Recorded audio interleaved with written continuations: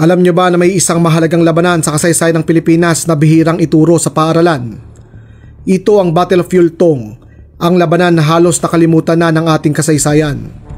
Noong April 1951, ipinadala ng Pilipinas ang 10th Battalion Combat Team sa Korea para tulungan ang United Nations sa naglalagablab na Korean War. Isa itong maliit na unit, pero dala nito ang dangal ng bagong kapapanganak lamang na Philippine Republic. Sa baryo ng Yultong, Korea, hinarap nila ang halos 40,000 na mga sundalong Chinese. Ang mga Filipino, wala pang 1,400.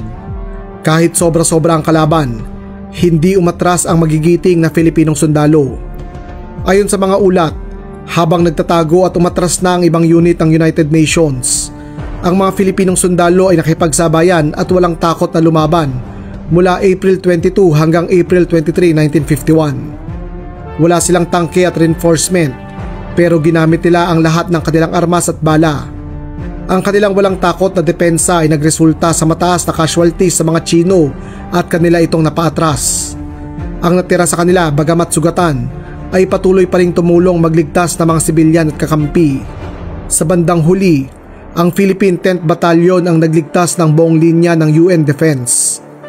Tinawag ito ng mga banyaga na The Forgotten Battle, pero para sa atin, dapat itong ituring na epikong labanan na hindi dapat makalimutan.